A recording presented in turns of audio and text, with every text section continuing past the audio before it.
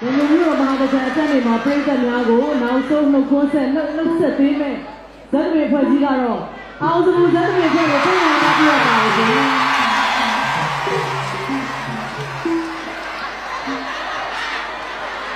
Hey!